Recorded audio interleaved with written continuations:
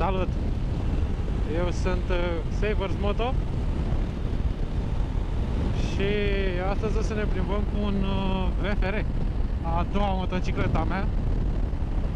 Este destul de urât, dar am terminat treaba pe ziua de azi și aș vrea să mă plimb astăzi cu motocicleta, așa că am hotărât să ies cu VFR-ul.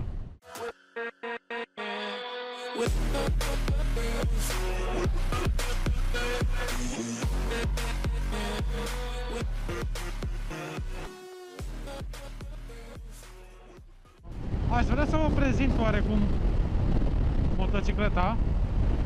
Motocicleta asta este la mine de 3 ani de zile. O dețin de 3 ani de zile. Ea este o Honda VFR de 800 2004. O motocicletă destul de puternică, un sport touring cu monobraț de spate, cu 110 cai stock.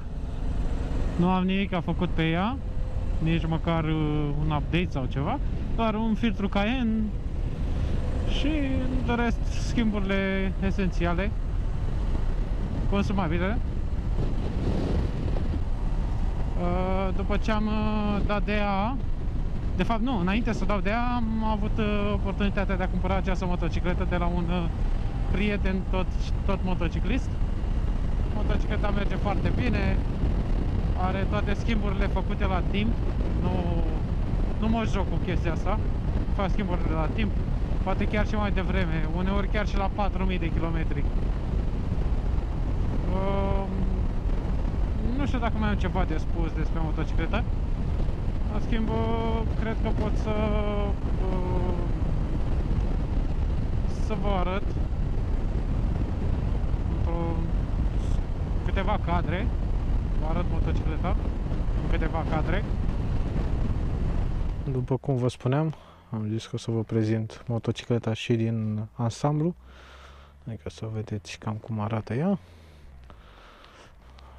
Ea e revopsită aproape total, pentru că unui fost proprietar nu i-a plăcut albastrul care vine ea din fabrică și a hotărât să o vopsească albastru care se găsește pe Renault GT. Are tobe de stoc din fabrică, nu are tobe modificate sau chilărite sau ceva. Are monobraț cu un disc pe spate și 2 discuri pe față. Honda VFR 2004. O motocicletă sport touring.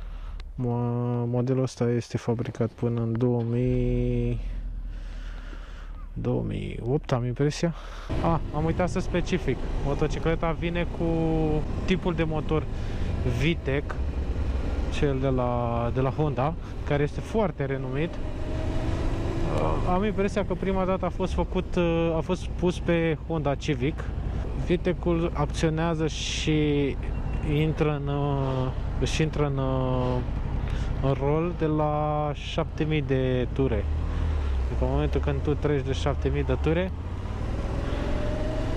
cuplu e altul, dar și sunetul.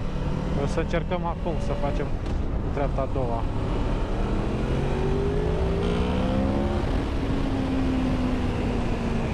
Vedeți și voi, să schimbă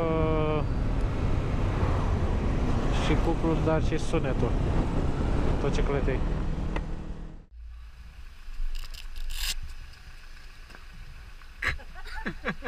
Poc, poc! Băiatul cu poc, poc!